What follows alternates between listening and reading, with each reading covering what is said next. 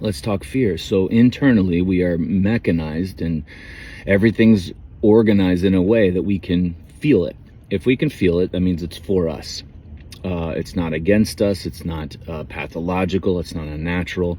And that goes along with swelling, inflammation, fevers, blistering, callousing, acid changes, pH changes, temperature changes, sweating, chills, shivers, heart rate up, heart rate down, high blood pressure up, blood pressure down, hormone fluctuation, which you should never know anyway, sleep disturbances, deep sleep, nightmares, dreams, you name it. It's for us. If it can be experienced, it's for us. Okay.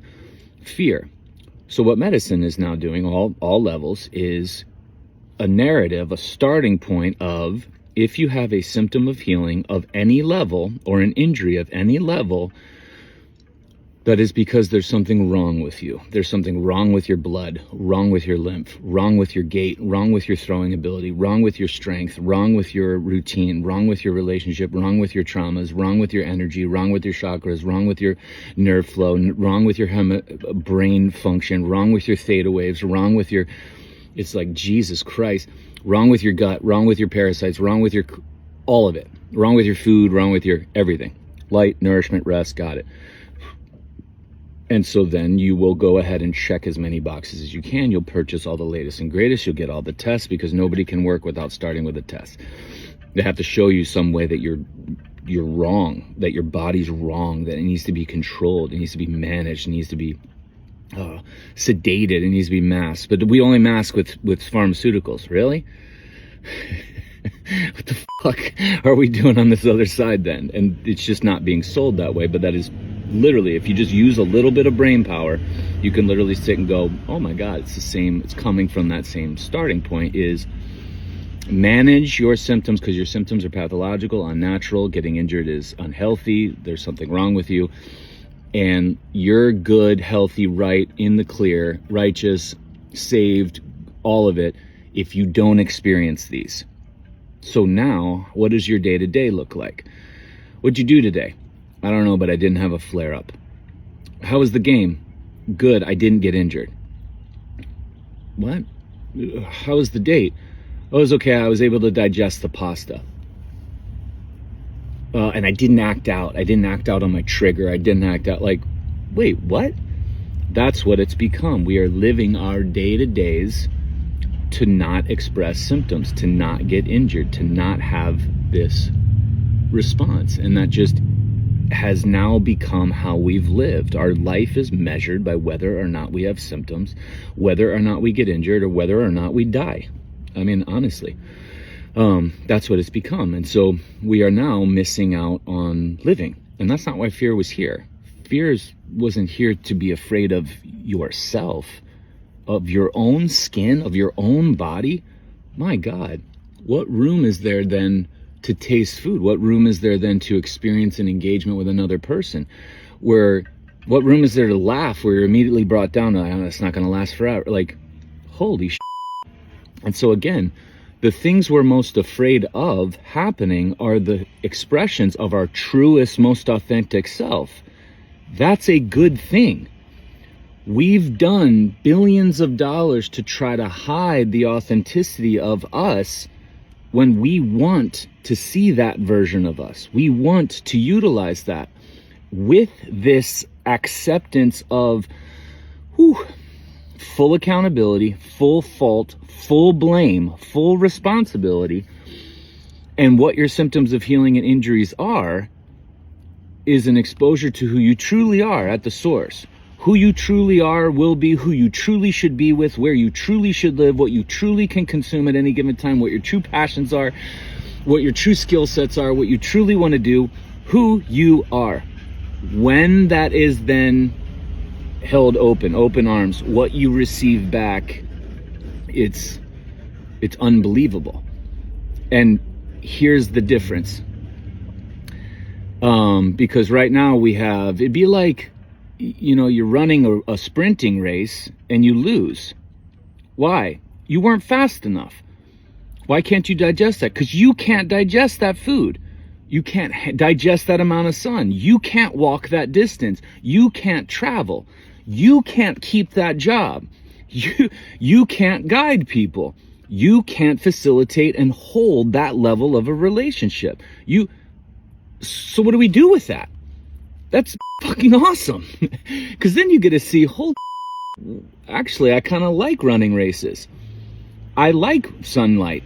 I like foods. I like adventure. I like travel. I like being loved. I like sharing relationships. I like taking on new tasks and creating. I like composing. I like taking on things that I can fail on.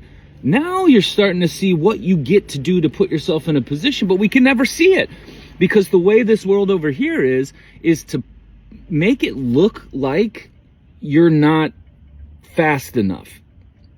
I lost the race because I wasn't fast enough. Well, no, because if we could put this and then do this and then see, you were wrong with, like, you just aren't fast enough. Well, no, because you can't handle the light because your skin is unnaturally like you can't digest the food. Well, there's holes in your gut and like, what the bottom line? That's your true level of digestion. That's your true level of digestive light. That's your true level of strength and ability. Why is that a bad thing? It's for you to then experience. But here's the kicker. Here's the most important part of this entire deal. When you leave that story, those narratives that are making excuses for your true self, hiding your true self, masking and putting down your true self for fear and building up this fear of your own body, what ends up happening is when you go into this honest approach, when you go into living life this way, not fearing your body, not fearing your blood, not fearing your temperature, not fearing your skin, not fearing your musculature, your joints, not fearing your emotions, your feelings, your thoughts, your actions, your triggers, your feelings after the triggers, not fearing nightmares, not fearing sleep, not fearing any of it. When you go into that, the work you'll see that is the part to fear. The work you're going to have to do, the consistency you're going to have, the changes you're going to have, the conversations with the people. Might have to change the entire household, might have to move, change jobs, do these things. I don't know. Might have to uptick your entire bathroom setting, your entire sleep environment. You might have to throw out things. You're going to have to leave certain things. You are going to be a completely different person. That's something to fear. Fuck yeah. Hell yeah. That's why we feel it. It's for us to know, God damn yeah. But here's the deal. What you've acquired going through those stages during those times of thick injuries, massively weighted symptoms of you and your family members. When you get to the point that the symptoms are no longer there, they're not needed anymore, or you go to a point of ability greater than what the point was before the injury, that's the point of injuries, you have acquired now what's necessary to live that next level of life. And guess what happens now? Your true digestibility, your true skill sets, your true ability to do, your true ability to explore, your true ability to travel, your true ability to hold love, your true is now there to then apply to the next thing because you learned. You went through all that. That's the point. Problem with that side over there is you get to these places and you're like, fuck. I don't know who I am. I don't have any idea how I would handle this situation. Oh my God, I don't have any idea why my body's doing this. I am terrified. Where's my fix? Where's my next thing? Because that didn't work. Where's the next thing and the next thing and the next thing? You get to this place, you don't know who you are. And when you don't know who you are, you can't meet life face to face with, because ultimately it's you with you. Even if you're experiencing an exchange between you and another person, it's still you within your own skin and what you're feeling and the chemistry that's going on inside you that you're then conveying clearly or making excuses for or patterning or whatever it's going to be. But it's you with you. And that's why, again, all tools and forms of medicine that segregate and cut that tie of you needing to do it. Oh, we're helping that. No.